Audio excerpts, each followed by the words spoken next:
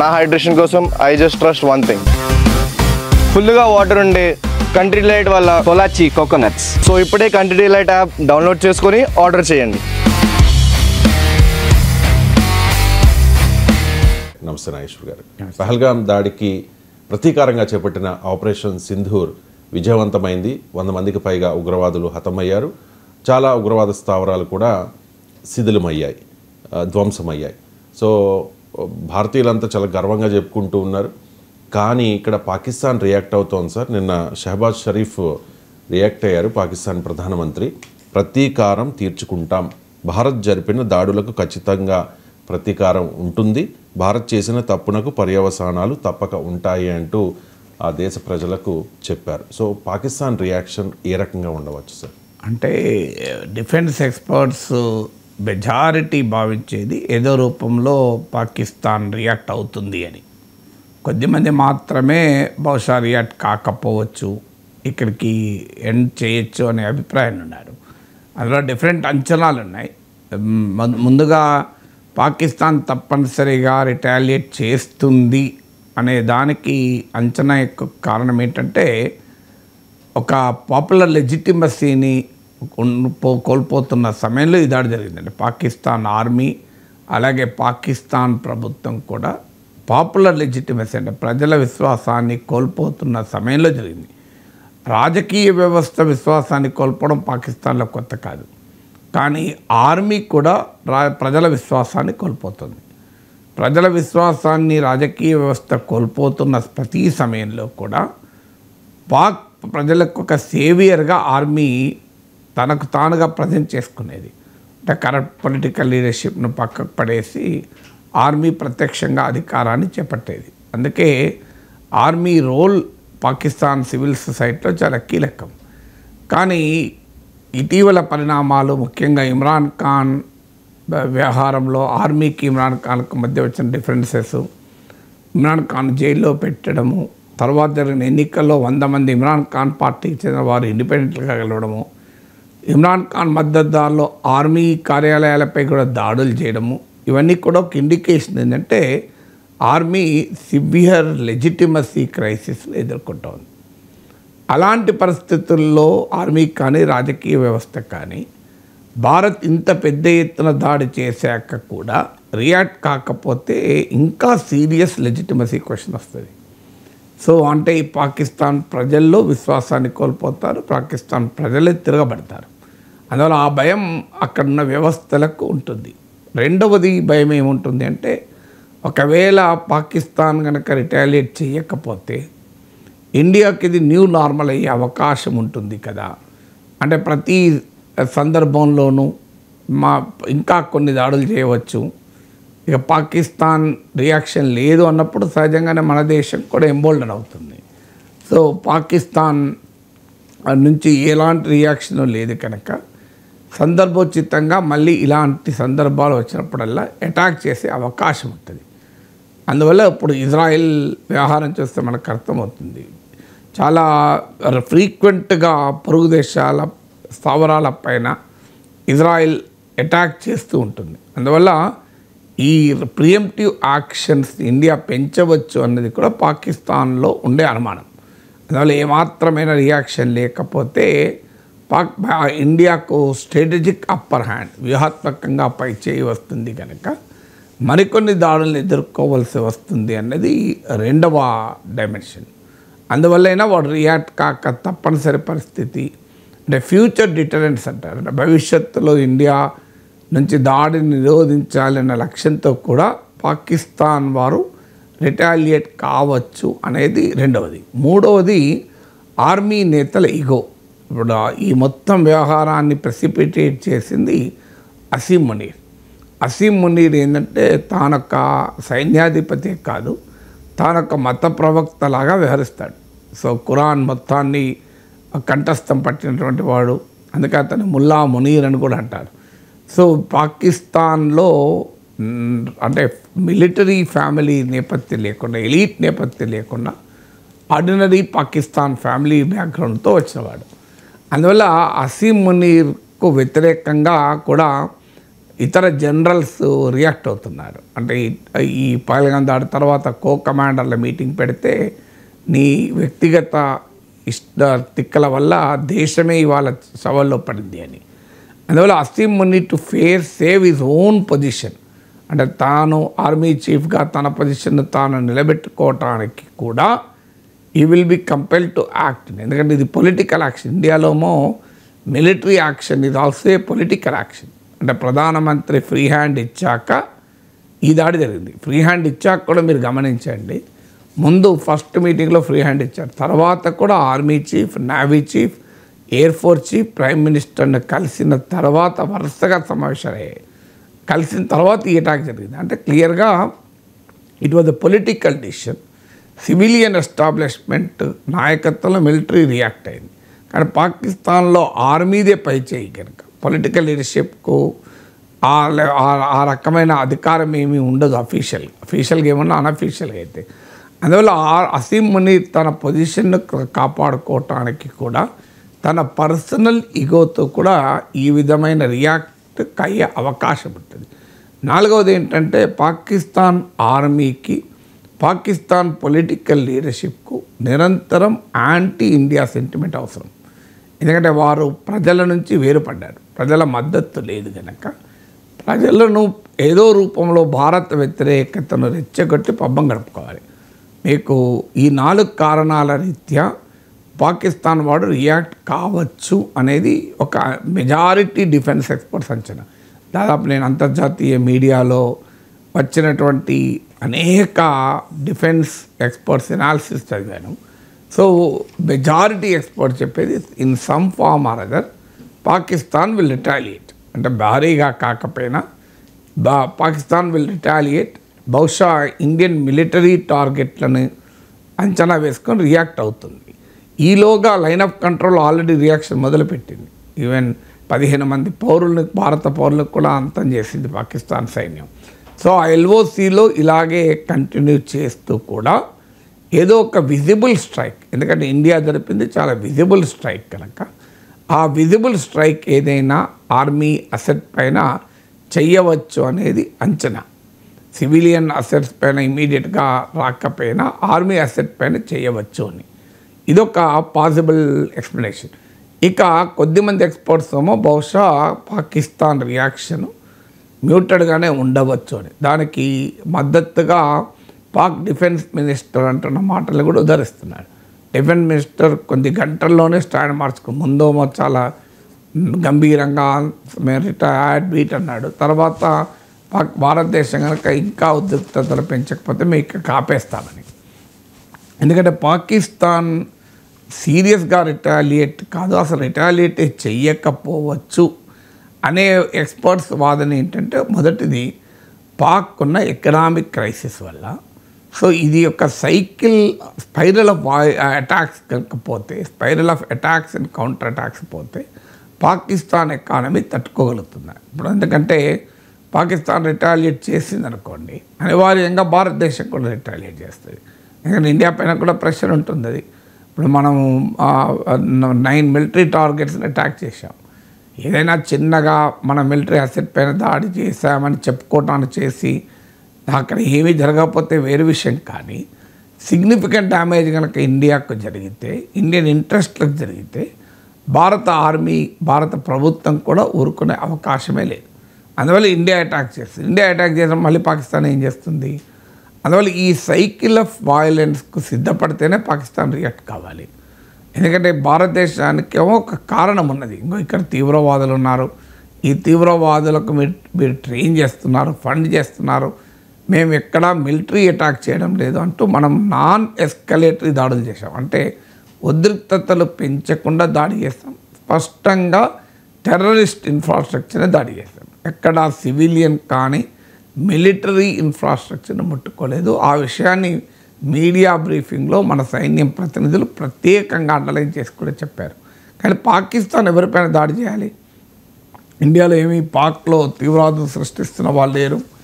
మన దగ్గర ఏం బెలూచి లిబరేషన్ ఆర్మీ కార్యాలయాలు లేవు, ట్రైనింగ్ క్యాంపులు లేవు ఇండియాలో. So what should Pakistan do? Pakistan అంటూ టార్గెట్ చేస్తే ఇండియన్ మిలిటరీ అసెట్స్ని టార్గెట్ చేయాలి, ఇంకో మార్గం లేదు. సో ఇండియన్ మిలిటరీ అసలు టార్గెట్ చేసినప్పుడు చాలా సీరియస్ కాన్సిక్వెన్స్ దారి తీయవచ్చు. Already world wide diplomatic pressure India పైన ఎలా ఉందో పాకిస్తాన్ పైన కూడా ఉంది, పాకిస్తాన్ పైన అదనంగా కూడా ఉంది. ఎందుకంటే వాళ్ళే పైల్గాన్ దాడి చేశారు కనుక ఇండియా రిటాలియేట్ చేసింది, తప్పేముంది, ఇకనన్నా మీరు ఊరుకోవాలి కదా అని పాకిస్తాన్ పై కూడా ప్రెషర్ ఉంది. అంటే కాకిస్తాన్కు ఓన్ ఎకనామిక్ క్రైసిస్. ఇప్పుడు ఉదాహరణకి ఈరోజు IMF బెయిల్అవుట్ పైన చర్చలు ఉన్నాయి, ఇవాళ బెయిల్అవుట్ ప్యాకేజ్ పైన. సో భారతదేశం కాన్ఫిడెంట్గా ఉంటే పాకిస్తాన్ ఏమో అప్పుల కొరకు పరుగులు తీసాలి. సో అందువల్ల వాళ్ళకున్న ఎకనామిక్ క్రైసిస్ అలాంటిది. గ్లోబల్ డిప్లొమాటిక్ ప్రెషర్ కూడా చాలా సీరియస్గా ఉంది. ఇలా IMFతో చర్చలు ఉన్నాయి. బహుశా అమెరికా వాళ్ళు బయటికి అనకపోయినా పాకిస్తాన్ పైన ప్రెషర్ పెట్టే అవకాశం ఉంది. Don't escalate. బహిరంగంగా అయితే రెండు దేశాలకు విజ్ఞప్తి చేస్తున్నారు, ఎస్కలేట్ చేసుకోకండి, ఉద్రిక్తతలు పెంచకండి అని. కానీ ఇప్పుడు పాకిస్తాన్ IMF దగ్గరికి వెళ్తోంది కనుక ఖచ్చితంగా అక్కడ ప్రెషర్ ఉండొచ్చు. యునైటెడ్ నేషన్స్ సెక్యూరిటీ కౌన్సిల్ అయితే చుక్కెదురైంది. వాళ్ళు తీర్మానం ఆమోదించడానికి కానీ ప్రకటన చేయడానికి కూడా తిరస్కరించారు. సో అందువల్ల అక్కడ ఎలాగూ ఛాలెంజ్ ఉంది. సో అందువల్ల ఈ గ్లోబల్ డిప్లొమాటిక్ ప్రెషర్ ఉంది, ఎకనామిక్ ఫ్రెజిలిటీ ఆర్థిక పరంగా చాలా బలహీనంగా ఉంది, అంతర్గతంగా కూడా చాలా గందరగోళంగా ఉంది. ఆర్మీలో డిఫరెన్సెస్ ఉన్నాయి, పొలిటికల్ సిస్టమ్ డివైడ్ అయి ఉంది, వేర్పాటువాద ఉద్యమాలు పెరుగుతున్నాయి. బెలూచిస్తాన్ ఉద్యమం, మీకు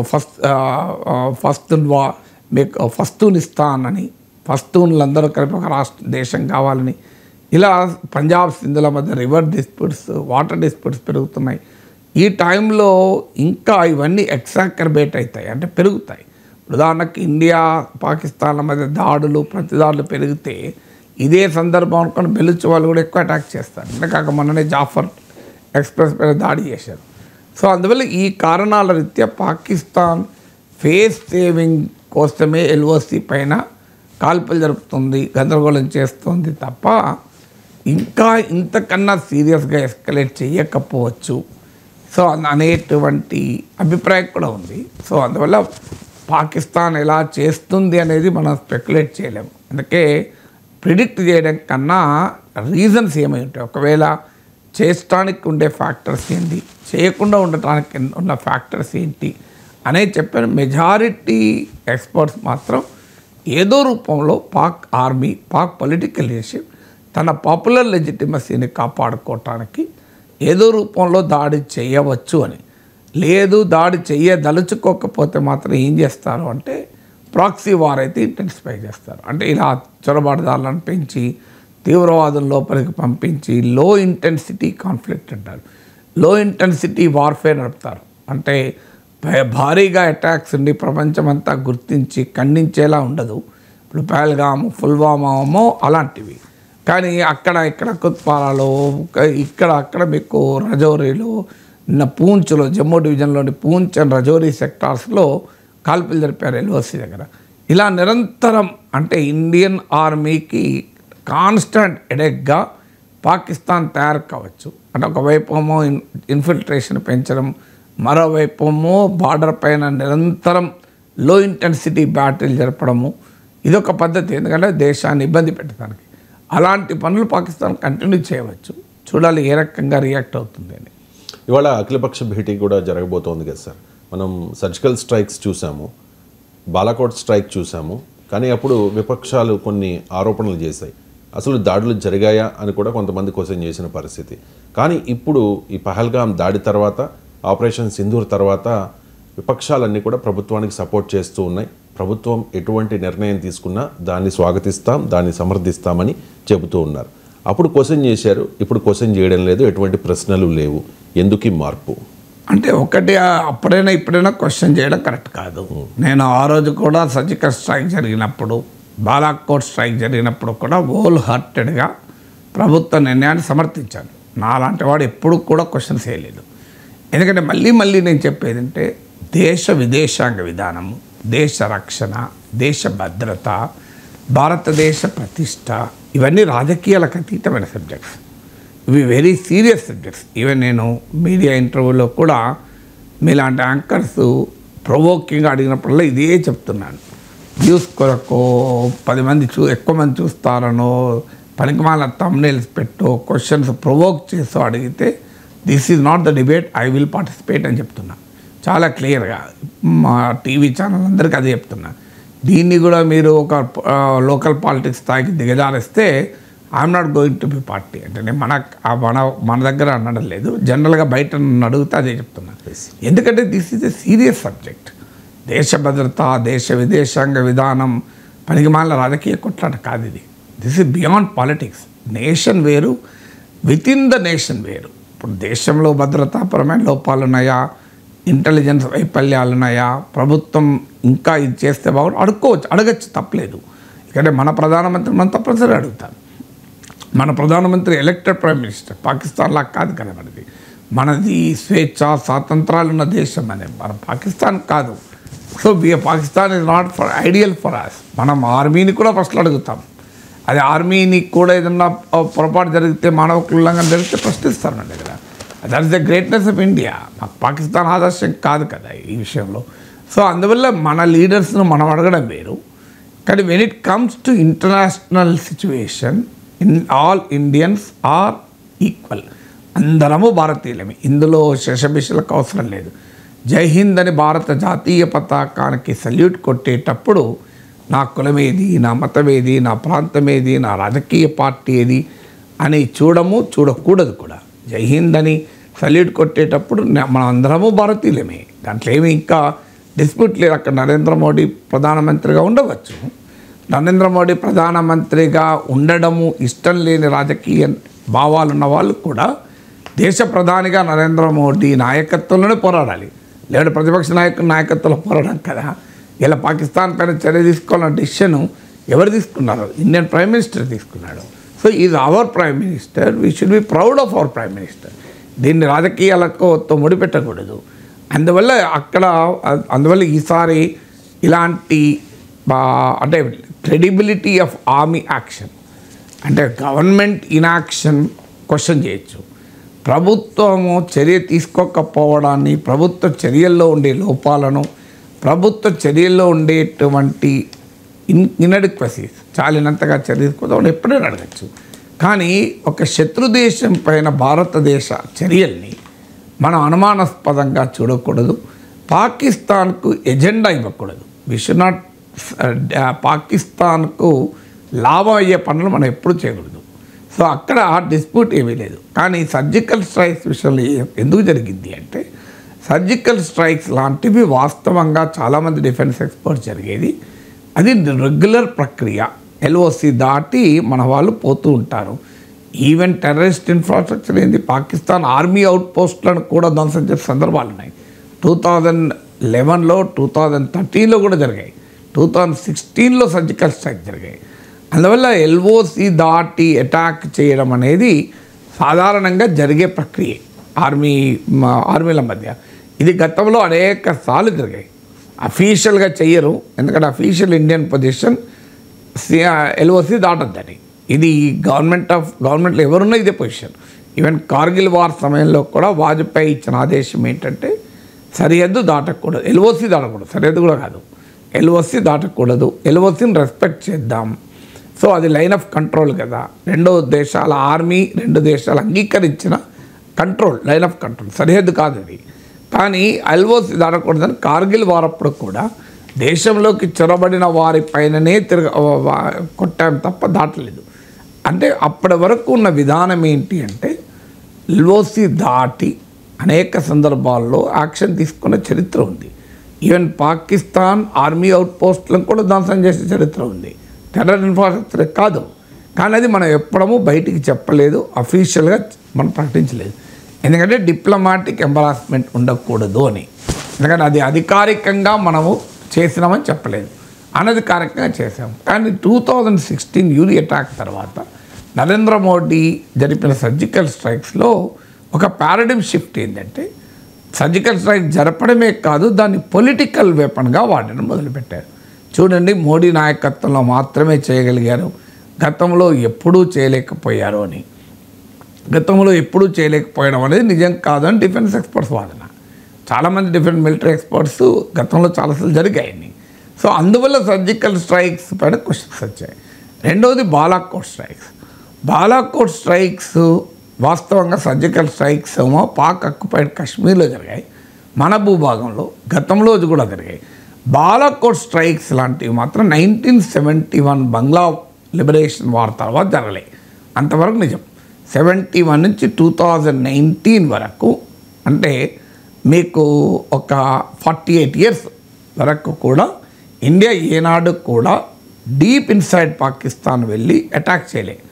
డీప్ ఇన్సైడ్ పాకిస్తాన్ ఖైబర్ పఖ్తూన్ఖ్వా రాష్ట్రంలోని బాలాకోట్ పైన అటాక్ చేశాం. సో అది సిగ్నిఫికెంట్ పారాడిమ్ షిఫ్ట్. అప్పటిదాకా లేని ప్రియంప్టివ్ నాన్ మిలిటరీ స్ట్రైక్స్. అప్పటిదాకా ఎల్ఓసీనే దాటద్దు అని అధికారిక స్టాండ్ ఉండి దాటినా కూడా చెప్పని పరిస్థితి ఉంటే ఇప్పుడు చెప్పడమే కాదు, దాటాం కూడా. సో ఇది పారాడిమ్ షిఫ్ట్. ఈ పారాడిమ్ షిఫ్ట్ ఖచ్చితంగా నరేంద్ర మోడీ ప్రభుత్వంలో జరిగింది. కానీ ఎప్పుడైతే దాన్ని పొలిటికల్ వెపన్గా వాడుకొని అసలు 70 ఏళ్ల చరిత్రలో ఎప్పుడు జరగలేదు అని మొదలుపెట్టింది బీజేపీ. దాంతో ప్రతిపక్ష రియాక్ట్ అయ్యా, మరి 71 వార్ ఏంటి? 71 వార్లో 90,000కు పైగా పాకిస్తానీ సోల్జర్లు లొంగిపోయారు. మామూలు విషయం కాదు కదా. 90,000 ఆ ఇన్స్ట్రుమెంట్ ఆఫ్ సరెండర్ పైన సంతకం పెడుతున్న ఫోటో ఆర్మీ చీఫ్ కూర్చున్న చైర్ వెనకాల ఉండేది. ఈ మధ్య మార్చారు ప్రభుత్వం. దాని మీద తీవ్ర విమర్శలు కూడా వచ్చాయి. ఎవరైనా ప్రపంచ మిలిటరీ చీఫ్స్ ఎవరొచ్చినా మన ఆర్మీ చీఫ్తో చర్చించడానికి ముందు కూర్చుంటే వెనకాల ఈ బ్యాక్గ్రౌండ్లో ఉండేది Pakistani top military official instrument of surrender లొంగుబాటు పత్రం పైన సంతకం చేస్తున్నది. సో దాన్ని మరి కాంగ్రెస్ ప్రభుత్వ హయాంలో జరిగింది కనుక అది బయటికి రాకూడదు, ఇప్పుడు మోడీ మాత్రమే చేస్తున్నాడని చెప్పాలి కదా. అందువల్ల ఈ నరేటివ్ కొరకు దాన్ని తీసేస్తారు ఈ మధ్య. కానీ నేను అనేది ఏంటంటే అది కాంగ్రెస్ హయాంలో జరిగిన బీజేపీ హయాంలో జరిగిందని కాదు, భారతదేశం నాయకత్వంలో జరిగింది. ఇందిరాగాంధీ బంగ్లాదేశ్ లిబరేషన్ వార్ విజయవంతమైనప్పుడు పార్లమెంట్లో అటల్ బిహారీ వాజ్పేయి ఇందిరాగాంధీ దుర్గాతో పోల్చాడు. అందువల్ల ఈ పొలిటికల్ నరేటివ్స్ కరెక్ట్ కాదు. అన్ఫార్చునేట్లీ అంత సిగ్నిఫికెంట్ ఫోటోగ్రాఫ్ను పక్క తొలగించారు. That's a very serious thing. ఆ పక్కకు తొలగించడం ద్వారా పాకిస్తాన్ లొంగుబాటు 1971లో 90,000కు పైగా సైనికులతో లొంగుబాటు అయింది అనే ఒక చారిత్రక వాస్తవాన్ని దేశ ప్రజలు పదే గుర్తించకుండా బీజేపీ ప్రభుత్వం చర్యలు తీసుకుంది. ఎందుకంటే ఆ క్రెడిట్ కాంగ్రెస్ పార్టీకి వస్తుంది. అన్నిటికన్నా ముఖ్యంగా గతంలో ఎవరూ చేయని పని మోడీ చేస్తున్నాడు అనే నరేటివ్ను పంక్చర్ చేస్తుంది కనుక అందుకొరకు ప్రతిపక్షాలు బాలాకోట్ స్ట్రైక్స్ ప్రశ్నించాయి. బాలాకోట్ స్ట్రైక్స్ వరకే ఉంటే అభ్యంతరం ఉండేది కాదు, ఇది ఎన్నడూ జరగలేదు అనేది మొదలుపెట్టారు. కానీ 71లో జరిగింది కదా. బాలాకోట్తో పోలిస్తే 1,00,000 రెట్లు ఎక్కువ. అది మామూలు విషయం కాదు కదా. 90,000 సైనికులు లొంగిపోవడము, పాకిస్తాన్ 2 ముక్కలై బంగ్లాదేశ్ ఏర్పడము ఏ బాలాకోట్ స్ట్రైక్స్తో కంపేర్ చేయగలం? ఈవెన్ ఆపరేషన్ సింధూర్తో కూడా కంపేర్ చేయలేం. అంతకన్నా చాలా పెద్దది కదా. ఒక దేశమే విడిపోయింది, మన శత్రు దేశం 2గా విడిపోయింది. 2గా విడిపోవడం మామూలు విషయం కాదు. 90,000 సైనికులు లొంగిపోవడం మామూలు విషయం కాదు కదా. సో అందువల్ల పాకిస్తాన్ ఎన్నడూ పాకిస్తాన్కి పట్టలేదు, గతి పట్టలేదు. ఇప్పుడే జరిగింది. 1965 వార్లో కూడా పాకిస్తాన్ ఓడిపోయింది. పాకిస్తాన్ ఇంతవరకు చరిత్రలో ఎప్పుడూ గెలవలేదు. అందువల్ల ఇది కేవలం మోడీ హయాంలోనే జరిగింది, ఇంకెన్నడూ జరగలేదు అన్నది it's not an historical fact. So అందుకే బంగ్లాదేశ్ లిబరేషన్ చేస్తున్నాను. కానీ పదే పొలిటికల్ నరేటివ్ని బిల్డ్ చేస్తున్నప్పుడు ప్రతిపక్షాలు బాలాకోట్ రియాక్ట్ అయ్యాయి. కానీ మరి ఇప్పుడు ఎందుకు రియాక్ట్ కావడం లేదు అంటే ఈ పహల్గామ్ క్రియేట్ చేస్తున్న పబ్లిక్ ఒపీనియన్. రోజుకు దేశంలో పరిస్థితులు మారుతాయి, భావోద్వేగాలు మారుతాయి. ప్రజల్లో ఇప్పుడు హిస్టరీ గురించి కాదు చర్చ కదా, ప్రజెంట్ గురించి చర్చ. అందువల్ల ప్రజెంట్ బలమైన పబ్లిక్ ఒపీనియన్ ఉంది. బీజేపీ స్పిన్ కెపాసిటీ కూడా ప్రతిపక్షాలకు తెలుసు. ఏం మాట్లాడినా దేశద్రోహం కింద చిత్రీకరించే అవకాశం ఉంది కనుక బహుశా there is a competitive patriotism. అంటే దేశభక్తి, నన్ను మించిన దేశభక్తి ఇంకెవరూ లేరు అనే ఒక పోటీ దేశభక్తి తత్వం రాజకీయ వ్యవస్థలో కనబడుతుంది. కాంపిటేటివ్ ప్యాట్రియాటిజం మంచిదే కదా. కారణం ఏదైనా ప్యాట్రియాటిజం పెరిగితే మంచిదే కదా. అందువల్ల ఇప్పటికైనా అపీల్ చేసేది ఏంటంటే దేశభక్తికి సంబంధించిన పైన ఎవరికీ గుత్తాధిపత్యం ఉండదు. మన దేశంలో మోడీ కావచ్చు, రాహుల్ గాంధీ కావచ్చు, ఇంకో ప్రతిపక్ష నేత కావచ్చు, ఎవరి దేశభక్తిని శంకించకూడదు. నరేంద్ర మోడీ దేశభక్తిని శంకించకూడదు, రాహుల్ గాంధీ దేశభక్తిని శంకించకూడదు. అందువల్ల ఈ పార్టిజాన్ రాజకీయ అవసరాల కొరకు మన దేశ నాయకుల్ని మనమే శంకించుకుంటూ పోతే పాకిస్తాన్కు బలాన్ని చేకూరుతుంది. అందువల్ల రాజకీయ పార్టీలు అలాగే దేశం సాధించిన విజయాల్ని, దేశ మిలిటరీ సాధించిన విజయాల్ని తమ ఖాతాలో మాత్రమే వేసుకొని ప్రయోజనం పొందే పని చేయకూడదు. మీరు అది బీజేపీ అయినా, అది కాంగ్రెస్ అయినా, ఇంకోరైనా, ఇది ఇండియన్ ఆర్మీ యాక్షన్. ఇది భారతదేశం మిలిటరీ సైనిక బలగాలు. సైన్యానికి రాజకీయాలు లేవు. ఇవాళ బీజేపీ ఉండొచ్చు, రేపు కాంగ్రెస్ ఉండొచ్చు. ఇవాళ నరేంద్ర మోడీ ఉన్నాడు కనుక ఆయన ఆదేశాలు తీసుకున్నారు. ఆ సీట్లు ఇంకొన్ని భారత ప్రజలు కూర్చుండ పెడితే వాళ్ళ నుంచి కూడా ఆదేశాలు తీసుకుంటారు. అందువల్ల పొలిటికల్ మానోపొలీ ఆఫ్ మిలిటరీ సక్సెస్ మంచిది కాదు, అది దేశానికి మంచిది కాదు. ఇక మరి రాజకీయ నిర్ణయం ప్రజలు హర్షిస్తారు, ఎలాగో హర్షిస్తారు. మీరు ఇప్పుడు పెట్రోల్ ఛార్జీలు తగ్గిస్తే ప్రజలు హర్షించరా? ఆ చిన్నదానికే ప్రజలు కృతజ్ఞత భావం చూపెడతారే. ఒక సంక్షేమ పథకం అమలు చేస్తేనే కృతజ్ఞత భావం చూపెడతారే.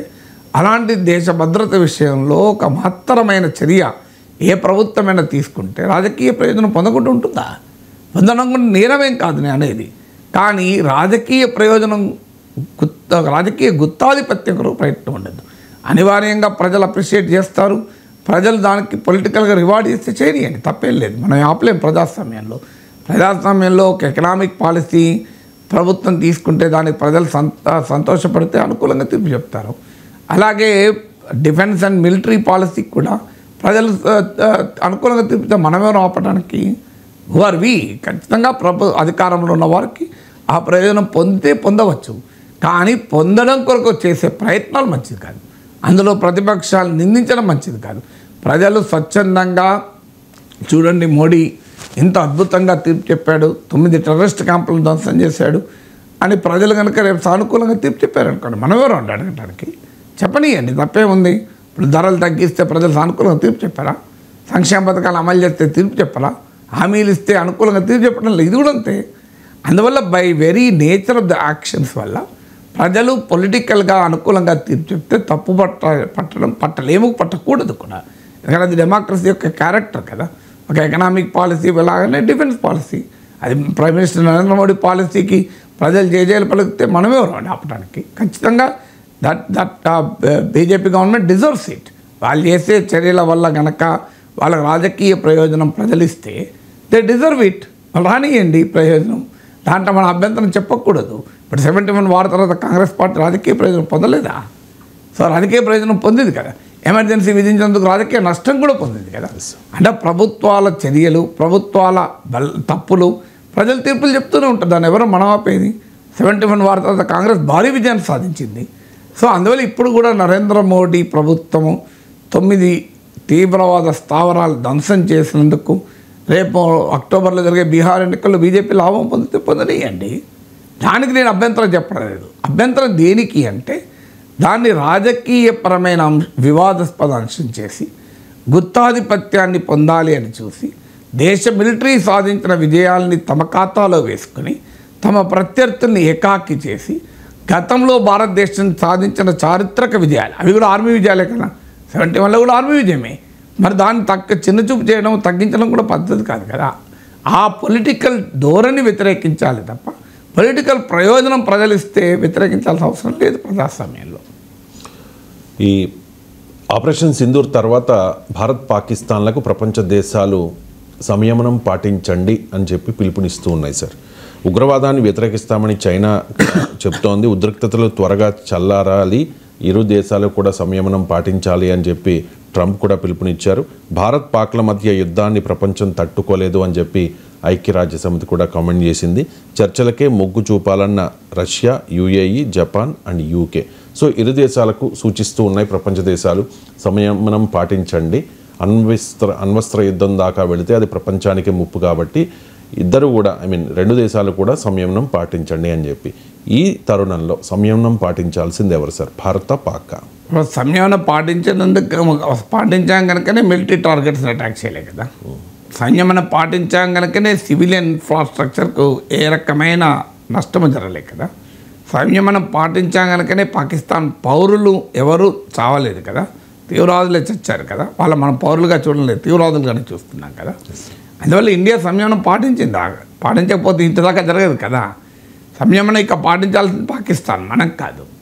సో అందువల్ల పహల్గామ్లో అమాయకులైన నిరాయుధులైన ప్రజల్ని మతం అడిగి చంపినారు, కానీ మనం ఏం చేయలేదు. అది భారతదేశం సంయమనం పాటించింది. అందువల్ల సంయమనం పాటించమని ఉపన్యాసాలు 2 దేశాలకు ఇవ్వడం కరెక్ట్ కాదు. ప్రపంచ దేశాలు చేస్తున్న పొరపాటు ఏంటంటే దే ఆర్ ఐఫనేటింగ్. ఇండియా పాకిస్తాన్ రెండింటిని ఒకే గంట చూస్తున్నారు.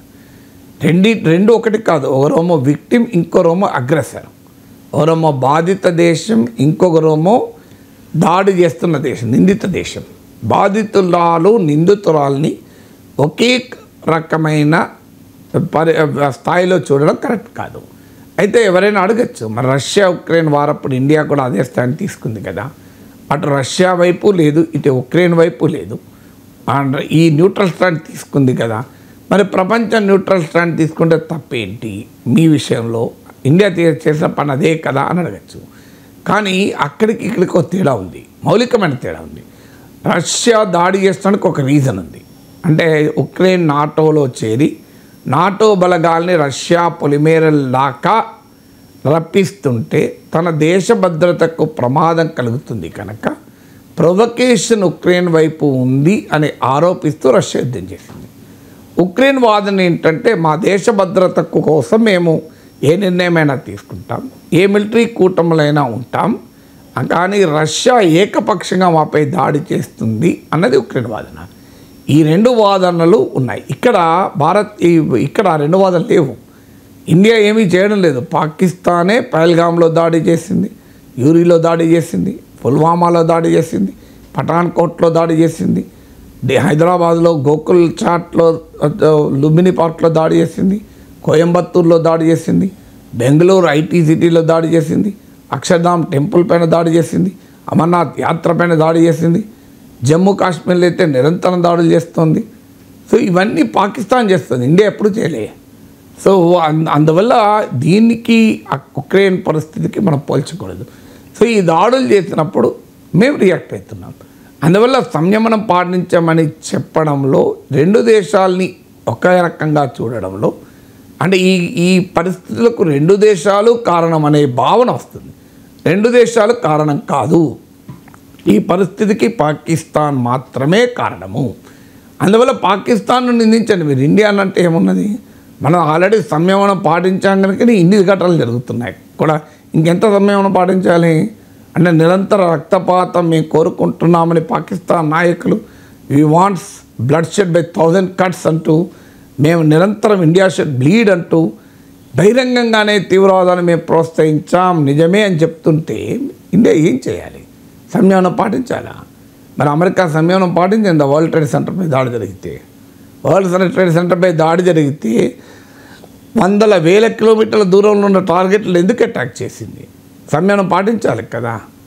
రెడ్ సీ పైన హూతీలు షిప్స్ను పైన అటాక్ చేస్తే అమెరికా సంయమనం పాటించిందా? అమెరికా మిసైల్స్ వచ్చి హూతీల పైన ఎందుకు అటాక్ చేసింది? సంయమనం పాటించాలి కదా. ఇజ్రాయిల్కి అమెరికా చెప్పాలి కదా సంయమనం పాటించండి అని. హమాస్ దాడి జరిపి 1200 చంపితే ఇజ్రాయిల్ దుర్మార్గంగా 50,000 పౌరులను చంపింది కదా.